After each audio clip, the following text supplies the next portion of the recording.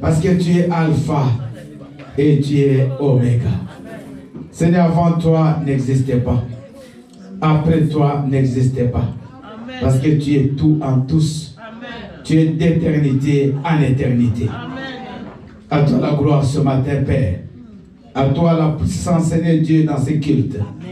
Bénis ce message. Bénis, Seigneur, ton peuple. Accompagne-nous, oh mon Dieu, mon roi. Seigneur, aujourd'hui c'est une grande journée. Une journée spéciale où ton peuple, Seigneur Dieu, va commencer à minuit le jeûne, le grand marathon de prière et jeûne de 21 jours. Seigneur Dieu, désormais, que tu nous parles au nom puissant de Jésus. Que tu nous parles, Père. Et que tout ce qui nous parle de toi, Seigneur, c'est thèse. Au nom puissant de Jésus-Christ. Manifeste-toi, Père, par le Saint-Esprit. Dans le nom de Jésus. Amen. Alléluia.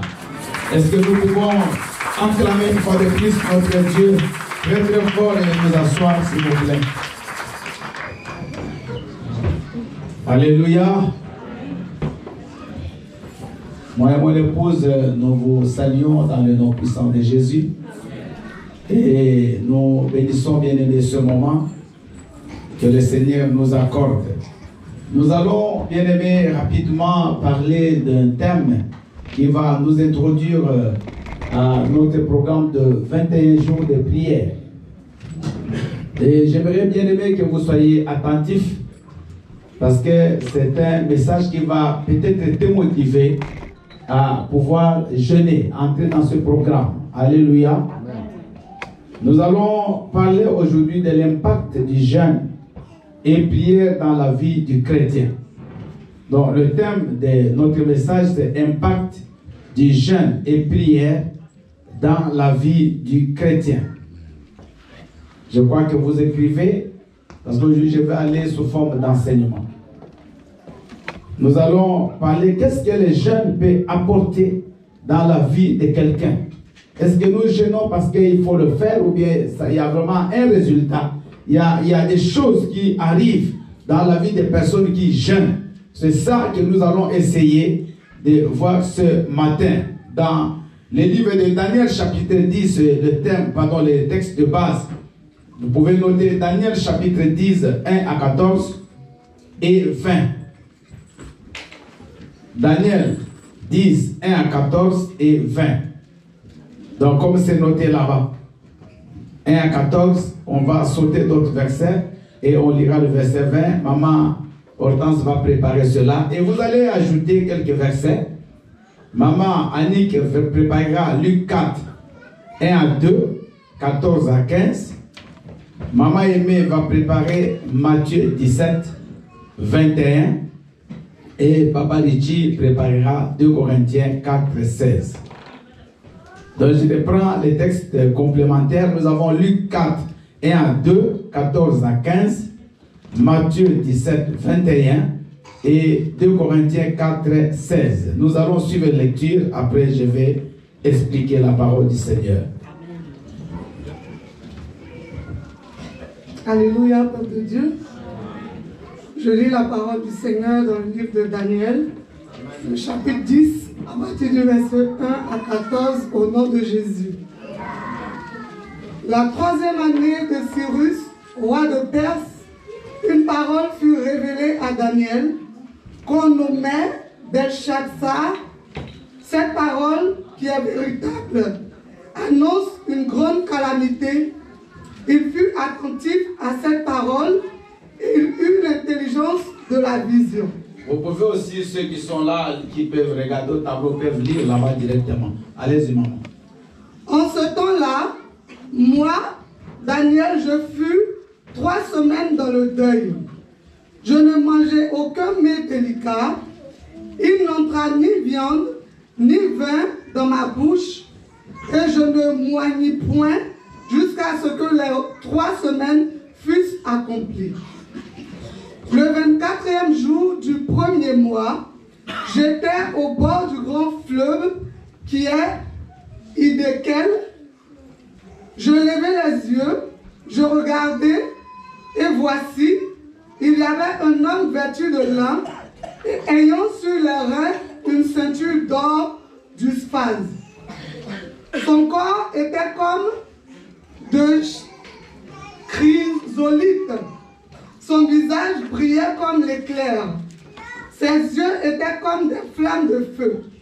Ses bras et ses pieds ressemblaient à de l'airain poli, et le son de sa voix était comme le bruit d'une multitude.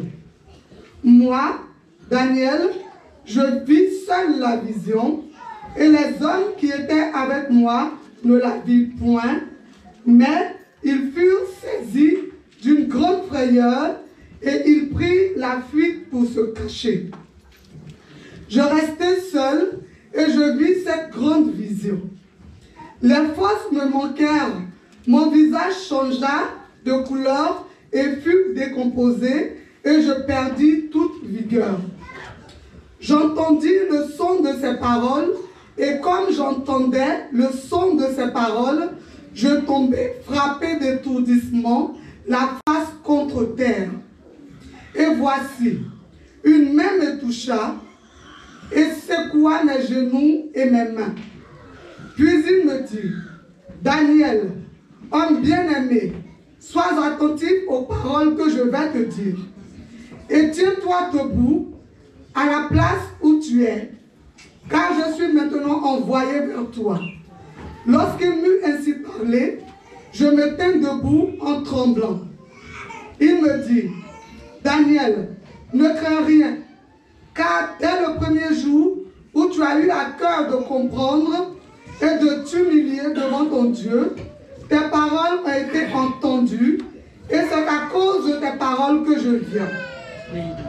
Le chef du royaume de Perse m'a résisté 21 jours. Mais voici, Michael, l'un des principaux chefs, est venu à mon secours et je suis demeuré là auprès des rois de Perse. Verset 14. Je viens maintenant pour te faire connaître ce qui doit arriver à ton peuple dans la suite des temps, car la vision concerne encore ces temps-là. Amen. Je lis le verset 20 au nom de Jésus. Amen. Il me dit, sais-tu pourquoi je suis venu vers toi? Maintenant, je m'en retourne pour combattre le chef de la Perse. Et quand je partirai, voici le chef de Javan viendra. Parole du Seigneur. Acclamons la parole du Seigneur. Merci beaucoup. Nous allons écouter la lecture de Maman Nick. Je lis la parole de Dieu dans Luc. Luc au chapitre 4, versets 1 et 2. Et ensuite le verset 14 et 15 au nom de Jésus. Amen. Jésus, rempli du Saint-Esprit, revint du Jourdain. Il fut conduit par l'Esprit dans le désert, où il fut tenté par le diable pendant 40 jours. Il ne mangea rien durant ces jours-là. Et après qu'il fut écoulé, il eut faim. Verset 14. Jésus, revêtu de la puissance de l'Esprit, retourna en Galilée, et sa renommée s'est répandue dans tout le pays d'alentour.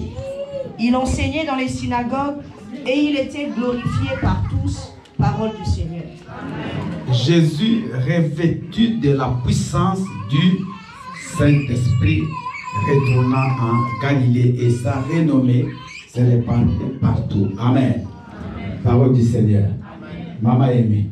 Alléluia. Amen. Je lis la parole de Dieu dans le livre de Matthieu chapitre 17 à partir du verset 21 au nom de Jésus. Amen. Mais cette sorte de démons ne sortent que par la prière et le jeûne. Parole du Seigneur. Amen. Mais cette sorte de démons, donc il y a des sortes de démons, tous les démons ne sont pas les mêmes. Et on dit qu'il y a certaines sortes de démons qui ne sortent jamais par la prière seule. Mais ils ne sortent que par la prière accompagnée de jeûne. Acclame la parole du Seigneur. Papa Richie va lire la dernière lecture. Alléluia. Amen. Nous lisons la parole de Dieu dans le livre de 2 Corinthiens 4 au verset 16 au nom de Jésus-Christ. Amen. C'est pourquoi nous ne perdons pas courage. Et lors même de notre homme extérieur se détruit, notre homme intérieur se renouvelle de jour en jour. Parole du Seigneur. Amen. Alléluia. Alléluia. Amen. Même quand notre homme extérieur se détruit, mais notre homme intérieur se renouvelle de jour en jour. Parole du Seigneur. Amen. Bien-aimés, ce matin, nous voulons essayer de parler sur le jeûne, sur l'impact. Qu'est-ce que le jeûne peut apporter dans la vie du chrétien? Est-ce que nous le faisons pour faire la taille? Parce qu'il y a des gens qui font le jeûne pour faire la taille.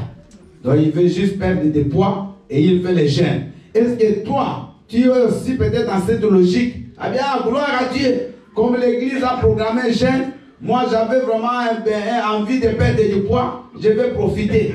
Est-ce que c'est pour ça? Est-ce que tu fais le jeûne parce que c'est une habitude de faire le jeûne chaque année une fois? Ou tu as vraiment quelque chose que tu veux obtenir à travers ces jeûnes? C'est pour cela, bien aimé, j'aimerais qu'on explique, qu'on puisse comprendre que le jeûne apporte beaucoup de choses dans la vie de quelqu'un. Le jeûne, bien aimé, ce n'est pas un exercice anodin, mais c'est quelque chose qui a des résultats physiques et spirituels. Physique et spirituel. Il a des résultats financiers, matériels, professionnels dans la vie de toute personne qui fait le jeûne avec un cœur bien disposé. Dites Amen. Amen. La première chose, j'ai écrit là-bas, quelque chose que nous devons comprendre, quelques aspects que nous devons comprendre. Pour que tu fasses un jeûne, pour que tu sois motivé à faire le jeûne, la première des choses, c'est de prendre conscience de ta situation. Amen. Dis Amen. Amen. La Bible parle de Daniel. On dit très bien, c'est qu'en 7 ans, la mois Daniel, je fais 3 avant qu'il fasse ça. La cette parole qui est véritable annonce une grande calamité. Donc on est venu annoncer à Daniel qu'il y a un grand malheur qui va arriver sur ton peuple pour ce temps et pour l'avenir. Je ne vais pas entrer de remettre dans l'explication de la vision, parce que là on va aller dans l'eschatologie, dans des choses, mais c'est des choses qui vont se faire après l'enlèvement, pendant l'enlèvement. Ça on ne va pas entrer dans la profondeur, parce que Daniel, Dieu lui a montré même les choses qui allaient se passer avant que Christ vienne, après Jésus, après l'enlèvement. Regardez bien aimé, comment Daniel était tellement attaché à Dieu que Dieu lui a révélé ces choses. Mais nous allons juste parler du point où on dit que Daniel, on lui a annoncé qu'il y a des grandes difficultés qui vont arriver. Et quand Daniel écoute cette parole, Daniel n'a pas réagi comme tout le monde. Il n'a pas été dans la distraction. Alléluia. Amen. Il n'a pas dit, bon, ça va arriver. Mais comme c'est peut-être ça ne va pas arriver à ma période, ça viendra après. Il n'a pas croisé les bras. Bien-aimé, dans ta vie, si tu n'arrives pas à prendre conscience de ta situation, tu ne seras jamais motivé à chercher la face de Dieu. Vous voyez beaucoup de personnes qui ont échoué aujourd'hui dans la vie. Ce sont des personnes qui étaient des fils à papa, des filles à maman. Des gens qui avaient tout de leurs parents. Les jours où les parents ne sont plus là, ces gens sont perdus dans la vie. Ils ne savent pas où commencer, que faire. Parce qu'il était habitué, on lui donnait même à manger, on lui mettait dans la bouche. Maintenant, quand il se retrouve seul, il ne sait pas où commencer. Mais les gens qui ont grandi, en se débrouillant de leur vie depuis l'enfance, ce sont des gens partout sont dans le monde de l'Jésus. Amen. Je vous dis vrai. Amen. Amen. Des gens qui ont étudié en payant eux-mêmes leurs frais de scolarité, ils les réussissent partout. Amen. Des gens qui ont commencé trop jeunes à chercher leur vie, à débrouiller, ils les réussissent partout, dans n'importe quel environnement ils seront. Amen. Mais ceux qui ont été habitués à tout recevoir depuis la naissance jusqu'à même 30 ans, ces gens-là, quand les bienfaiteurs, celui qui donne n'est plus là, c'est une catastrophe pour leur vie. Daniel a eu une attitude que tout chrétien doit avoir. Quand tu es dans une difficulté, quand tu passes des moments difficiles, tu dois bien aimer prendre conscience que si tu ne bouges pas, personne ne va bouger à ta place. Moi, ça me donne de voir des gens qui se complaisent dans leur situation. Tu n'as pas de papier, 5 ans dans ce pays, et tu es calme. Tu ne cherches pas Dieu, tu ne fais rien, tu restes là, tu ne travailles pas, et tu es calme. Tu n'as pas un mari, et tu es calme. Pas de femme, tu es calme. Non. Tu es malade, tu es calme. Bien-aimé, Daniel a pris conscience de sa situation. Et qu'est-ce qu'il a fait directement? Il a commencé un jeûne. Dites Amen. Amen. Alléluia. Amen. Je ne sais pas, vous connaissez, on vous a déjà expliqué, Daniel, ce n'était pas un pauvre. Daniel, ce n'était pas quelqu'un qui mendiait. Daniel travaillait à la cour du roi. Et ça, Cyrus doit être le 3e roi avec qui Daniel a travaillé. Daniel a travaillé 4 rois successifs. Donc Daniel, c'était un patron. Vous m'écoutez? Amen. Un patron. Il était directeur du cabinet du roi. Il était gouverneur de Babylone. Il était donc il avait beaucoup de fonctions, toujours de hautes fonctions. On a même vu quand on l'avait avant qu'on le mette dans les trous et au lion. Parce que même le roi voulait le mettre après lui. Donc ce n'était pas un homme qui souffrait. Il pouvait dire, bon, c'est pas mon problème. Moi je vis bien. Mais Daniel a eu conscience aussi pour ses frères. Je vous l'ai dit l'autre fois. Même si toi tout va bien, tu es en Europe. À la fin du mois, même si tu ne travailles pas, tu peux aller au resto du cœur. Tu vas prendre du lait gratuit. Mais tes frères, tes soeurs. Regardez Joseph. Joseph, on l'arrête. Parce que même frère, on l'envoie loin. En Égypte, il souffre. Il devient premier ministre. Mais quand il voit ses frères, il va leur dire ceci, ne craignez rien. Dieu m'a envoyé ici pour vous sauver la vie. Amen. Bien aimé, toi aussi tu peux sauver la vie à tes frères. Amen. Tu peux sauver la vie à ta famille. Amen. Par tes genoux au sol. Pas seulement en envoyant l'argent. Parce que Dieu a déjà envoyé l'argent depuis. Mais rien n'a changé dans les situations. Alléluia. Amen. Mais si tu te mets à genoux, si tu cherches la face de ce Dieu-là, bien-aimé, Dieu peut également descendre dans la vie de ta famille et changer les situations. Demain, ils ne vont plus dépendre de toi. Amen. Donc, si toi, tu ne prends pas la situation de ton mariage rien ne marche, et tu es là, ne rien faire. Bien-aimé, la vie, tout ne marche pas. Tu fais tout, rien ne marche. Maman, la première chose à faire, si tu veux aller loin avec Dieu, c'est prendre conscience. Regarde ta situation. Élie était poursuivi par Jézabel. Jézabel voulait tuer Élie, voulait couper la tête d'Élie. Parce qu'Élie avait fait tuer 850 prophètes de Baal et d'Astarté. Mais Élie, quand il arrive quelque part, il y avait un torrent qui lui donnait de l'eau à boire. Et il y a un corbeau qui arrivait pendant 40 jours, qui lui donnait à manger. Un jour, le corbeau n'est plus venu. Et l'eau a séché. Élie n'est plus resté là-bas. Élie a compris que nous, la situation change. Il faut que je fasse quelque chose. Et il est parti à Sarepta. C'est là où Dieu a continué à les nourrir. Donc, la situation, si elle ne marche pas bien, il faut que tu cherches à faire quelque chose. Et nous, ici, nous sommes des chrétiens. La première chose, bien aimée, et Daniel a fait, il a cherché Dieu dans les jeûnes. Amen. Alléluia. Amen. Donc, les jeûnes, bien aimés, Daniel a compris que cette situation-là, ce n'est pas une situation pour la simple prière, non. Il faut que je jeûne pour ça. Il faut que je chante en profondeur. Il faut que je cherche la face de Dieu. Donc, pendant 21 jours, tu vas chercher Dieu pour ton problème. Parce que nous allons voir Daniel, il a eu la solution. Toi aussi, tu l'auras. Ce qui ne marche pas là, tu vas aller maintenant dans le jeûne.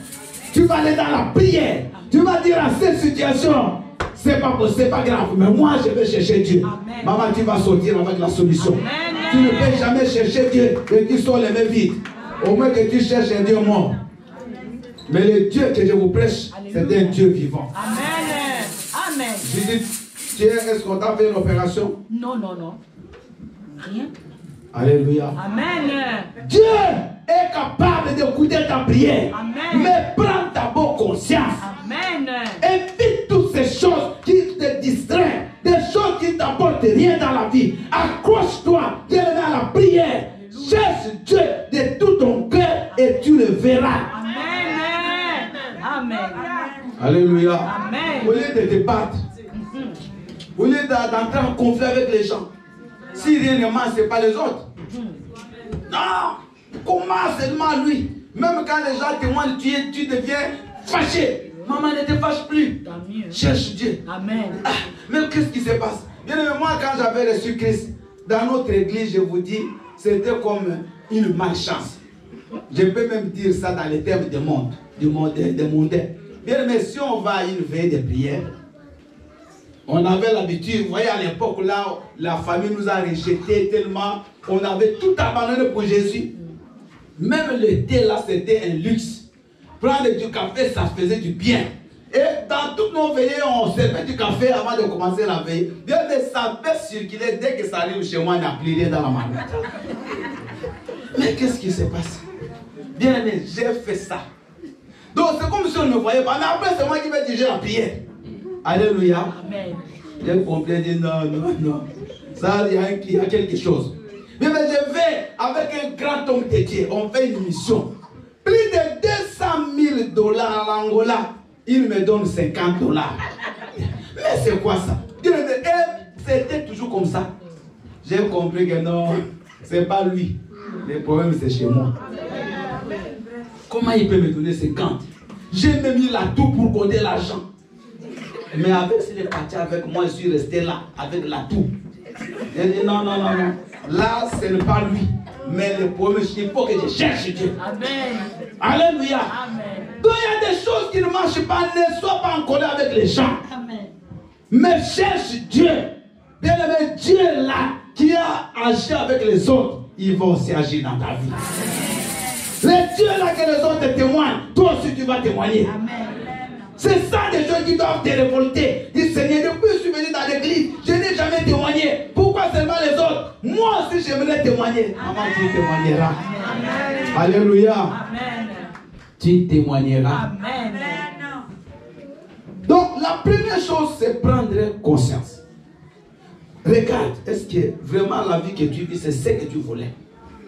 C'est ce que tu avais toujours souhaité être. Et si tu trouves que c'est bon, tu peux continuer à vivre normalement. Mais si tu trouves qu'il y a des choses que tu as besoin que Dieu fasse, prends conscience après. Deuxième chose, adopter une attitude d'humilité par la confession et la repentance sincère. Pour bien faire les jeûnes, il ne faut pas venir avec une attitude d'orgueil. Ah, tu es hautain, moi je connais Dieu, moi je prie déjà, qu'est-ce que Dieu va faire? Humilie-toi. Parce que dans le jeûne, on veut dire quoi à Dieu? Que moi-même j'ai fait des efforts. Je ne suis pas arrivé. Maintenant, je me sens misérable. Je me sens inutile et je regarde vers toi. C'est ça l'humilité. Donc tu considères que tout ce que tu as fait là, c'est rien. Maintenant, Dieu doit prendre les relais. Alléluia. Amen. Tu t'humilies. Mais la bonne humilité doit passer par la confession et la repentance. Mais pendant les jeûnes, ce n'est pas le moment de dispute. Ce n'est pas le moment de bagarre. Ce n'est pas le moment de vivre dans la haine, de vivre dans le péché. Donc, pendant les jeûnes, tu dois laver ton cœur. La Bible dit ne déchirez pas vos habits, mais déchirez vos cœurs. Parce qu'à l'époque de l'Ancien Testament, les enfants d'Israël, quand chaque fois qu'ils faisaient les jeûnes, ils déchiraient les habits. Ils prenaient le sang et ils mettaient ça dans le corps. Mais la Bible dit non, inutile. Déchirez par contre vos cœurs. On verra ça pendant les jeûnes. Il y a des gens qui font les jeûnes, bien aimés, des sacrifices inutiles. Ils font les jeûnes, mais ils ne se battent. Ils font les jeûnes, ils ne parlent pas aux gens. La Bible dit que pendant les jeûnes, c'est l'état de libérer les gens dans le cœur. Si tu as un souci avec quelqu'un, avant que tu commences les jeûnes, bien aimé, pardonne cette personne-là. Dites Amen. Amen. Libère cette personne dans ton cœur. Reste bien aimé, free. Parce que Dieu n'a pas besoin bien d'écouter. Il n'écoute même pas la prière des méchants. La Bible dit que la prière des méchants est en abomination. Écoutez l'expression que Daniel utilise. Il dit, je fus dans le deuil. Quand il parle du jeûne, il parle du deuil. Deuil, c'est-à-dire quelqu'un comme qui a perdu quelqu'un de cher. Donc, il n'a plus de sentiments. Il n'a envie de rien. Lui, c'est Dieu. Tout son temps, c'est Dieu. Tout son cœur, c'est Dieu. Il s'humilie, il abandonne. Il abandonne même ses responsabilités. Il abandonne même tout ce que les gens connaissent de lui. Il s'humilie. Mais il passe par un moment de confession. Un moment de repentance. Maman, toi qui viens encore avec des petits copains, sœur, frère, tu sais qu'il est là. Lui, il ne vient même jamais à l'église. Mais il t'attend. Laisse-les. Ne retourne même pas après ici. Parce que tu vas dire, passer, bon, après les gens ne retournent. Non. Laisse ces gens-là. Parce qu'il va empêcher ta prière de monter. Alléluia. Amen. Toi qui voles encore les histoires, quand tu fais le ménage là dans ta société, un peu de liquider des produits, ne vole plus. Même si tu crois que c'est pour l'État. Mais c'est pour l'État. Alors, laisse. Alléluia. Tu as l'habitude toujours de mentir. Ne mens plus. Les enfants, toujours le mensonge. Tu arrives toujours en retard à l'école, mais tu mens toujours que tu arrives à temps. Tout ce qu'on fait là de mal, ça peut empêcher ton jeûne, bien aimé, d'être exaucé. À quoi sert-il, ma soeur, mon frère, de ne pas manger jusqu'à 18h pour que Dieu ne t'écoute pas? À quoi? Donc, pendant ce temps, vous les mariés, faites un effort pour vivre en paix dans vos couples. Je n'ai pas dit qu'après les jeunes, vous reprenez comme avant. Je dis, bon, écoute, le pasteur a dit, là, on va, je te pardonne, après tu vas voir. Non. Alléluia. Non, c'est-à-dire qu'après, d'ailleurs, ça devient encore mieux. Mais que tout change. Change. Bien aimé, enlève tout ce qui est rancune dans ton cœur. Évite de critiquer les gens. Pendant ce temps de jeûne, bien aimé, ne sois plus dans les téléphones en train d'appeler pour parler des autres. Amen. Tu vois la sœur Judith là, je savais qu'elle allait faire comme ça. Laisse. Alléluia. Parce que tu es là, ton cœur bouillonne. Tu attends que la prière finisse pour aller appeler. Laisse. Là, tu commences les jeûnes. Que ton cœur soit accroché à Dieu. Amen. Amen. Aime tout le monde. Amen. Alléluia. Amen. Élargis ton cœur. Amen. Ou libère des gens que tu as enfermés dans ta prison là. Donc, les jeunes bien-aimés, bons jeunes, pour qu'ils fassent beaucoup d'effets, doivent passer par la repentance. Vous pouvez ajouter 2 Chroniques 7,14 dans vos notes. 2 Chroniques 7,14. Si mon peuple sur qui est invoqué mon nom s'humilie, fait quoi encore? Prie, abandonne son péché. Qu'est-ce qu'il fera? Cherche ma face. Qu'est-ce que Dieu va faire? Il va guérir son pays. Il va ouvrir les cieux. Humilie-toi, maman. Couple, foyer, les familles, ma mère, les enfants, papa, les enfants, soyez en paix. Bien aimé, cherchons Dieu. Cherchons-le dans la confession, dans la repentance, dans la fidélité. Alléluia. Amen. Dieu, il ne va pas tarder à te répondre. Alléluia. Il ne va pas tarder à te répondre, ma soeur, mon frère. Mais dis-moi, pourquoi Dieu ne va pas te bénir? Pourquoi? Pourquoi? Vous allez écouter des témoignages. Il y a beaucoup de choses que Dieu vient de faire pour beaucoup de bien-aimés avant la fin. Vous allez écouter ça. Amen. Vous allez écouter. Amen. Merci. Alléluia. Amen. Vous allez écouter. Amen. Dieu n'est pas un Dieu mort. Amen. Dieu ne vient pas ici pour bien passer du temps. Mais tu viens rencontrer celui qui est vivant. Amen. Alléluia. Amen. C'est lui qui est vivant. Amen. Mais il veut voir ton cœur s'humilier. Amen. Prends l'attitude, bien-aimé, de quelqu'un qui reconnaît qu'il est pécheur. Amen. Il n'y a rien que tu peux cacher devant le Seigneur. Aujourd'hui, beaucoup de gens vivent dans les églises. Ils voient par la main de Dieu parce qu'ils sont dans le péché. Bien-aimé, je vous dis vrai. Dans le péché, beaucoup de péchés cachés. Beaucoup de chrétiens, ils vivent pire même que les païens. Les choses qu'ils font, vous n'avez aucune idée, mais des pécheurs.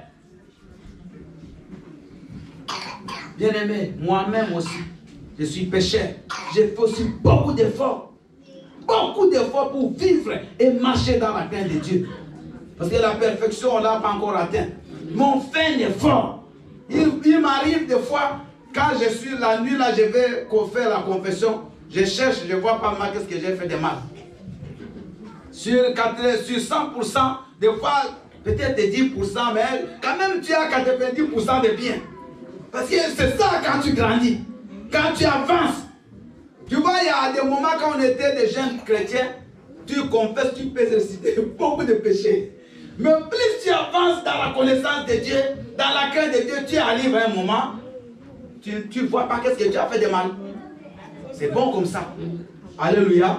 Ce n'est pas très prétentieux, mais tu peux. Ça veut dire on peut parvenir. On peut arriver à la statue d'homme fait. Alléluia. Amen.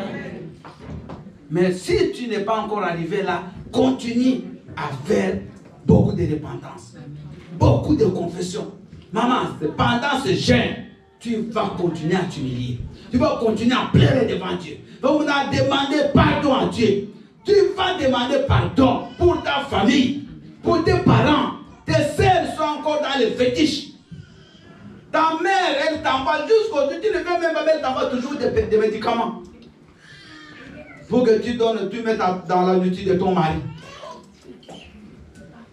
Mais même si tu ne jettes pas, mais tu prends, tu gardes. Tu as des hôtels dans ta maison. Malgré que tu pries, mais tu brûles encore des encens. Tu brûles des feuilles. Tu es chrétien, mais tu écoutes la musique des païens. Tous les jours. Dans ta maison, tu as la musique de tous les grands que je ne peux même pas citer leur nom. Alléluia. Tu as ça. Tu écoutes. Tu es là. Quand tu vas dans les fêtes, toi, c'est la musique du monde. Tu attends même ça. Quand on met la musique de Dieu, tu es malheureux. Mais tu attends qu'on mette, tu danses comme un païen. Alléluia. Ah, vous ne parlez plus? Amen. Amen.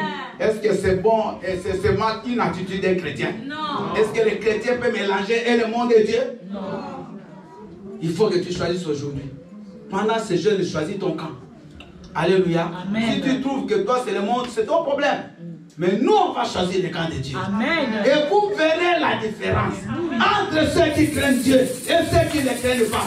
Bien, si tu crains Dieu, les choses ne vont pas traîner en longueur. Il y a beaucoup de choses qui traînent dans nos vies. Ce n'est pas Dieu bien, mais c'est nous-mêmes. Je vais vous donner un exemple concret dans la Bible. Quand les enfants d'Israël sortent de l'Égypte, ils sont sur le mont Sinaï. Moïse envoie des espions pour qu'ils aillent jusqu'à Canaan. Vous savez, ils ont fait combien de jours? Aller-retour, 40. Ça dit 20 aller, 20 retour. Alléluia. Prenons que comme ils étaient très nombreux, ils pouvaient faire même plus de 40, prenons même 2 mois. Mais ils ont fait combien? 40 ans. Pour la même distance, écoutez, pour la même distance, où les autres ont fait 40 jours aller-retour, et ils ont fait 40 ans à cause des péchés. Dieu a dit chaque jour que vous m'avez contesté, ce sera une année de punition. Bien aimé, c'est ce que vous voyez dans la vie de beaucoup de gens. Les choses durent, mais quand vous allez en profondeur, ils ont une vie cachée, une vie de péché. Maintenant, ce péché-là t'empêche de recevoir la bénédiction de Dieu. C'est comme si quelqu'un qui a une assiette sale, il demande encore qu'on lui mette de la nourriture. Il faut que tu laves d'abord l'assiette. Dieu, il peut te bénir, mais il trouve que ton cœur est sale. Alléluia. Amen. Alléluia. Amen. Aujourd'hui, beaucoup de pasteurs, ils ont peur de parler des péchés aux fidèles. Ils croient que les fidèles vont fuir. Bien aimé, je ne suis pas là. Tu vas fuir. Tu vas me fuir ou tu vas fuir Dieu. Va